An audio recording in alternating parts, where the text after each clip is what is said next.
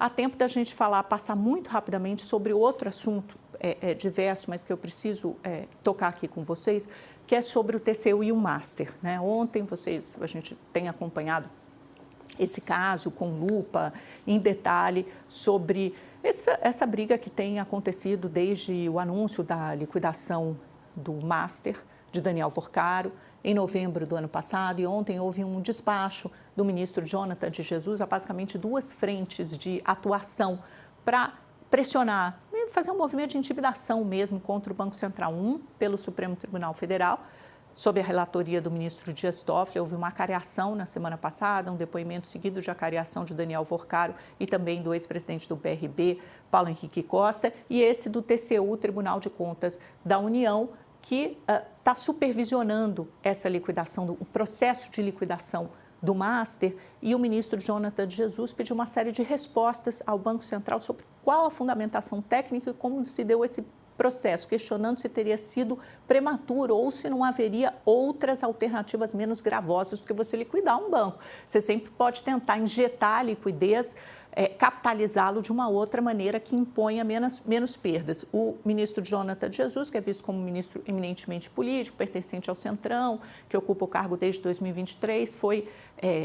indicado ali, era o ex-líder do Republicanos, foi indicado numa concertação de Arthur Lira e Marcos Pereira, uma série de figuras políticas importantes, então está vendo a pressão desse lado também. E aí ontem ele emitiu um despacho, porque além desses questionamentos, uma nota técnica que o Banco Central já apresentou, agora técnicos do TCU vão em loco ao Banco Central mergulhar nos documentos sigilosos, entender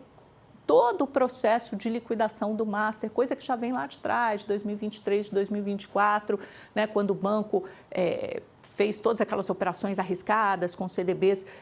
com muita rentabilidade, né, que davam um retorno muito grande e, por isso mesmo, mais arriscados. E tem um ponto desse despacho que eu queria chamar a atenção, que é o seguinte: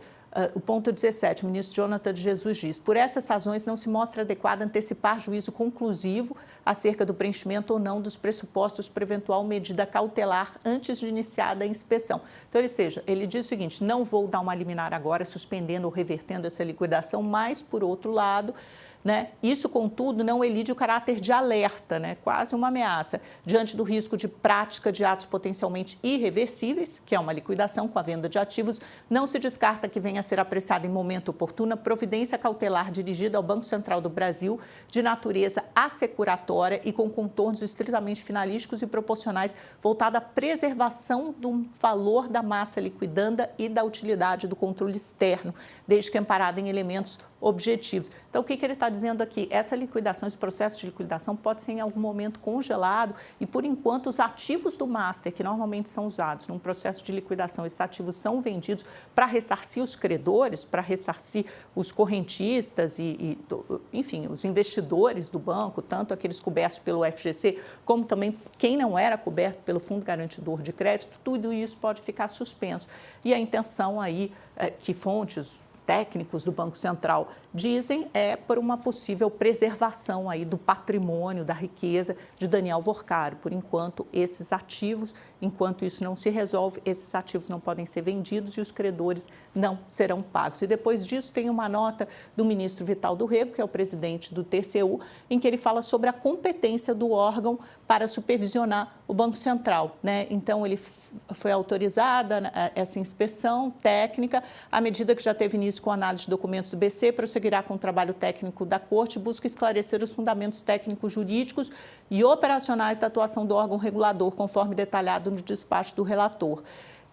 O Vital do Rego reafirma que não para qualquer dúvida sobre a competência do TCU para fiscalizar o Banco Central, que decorre da Constituição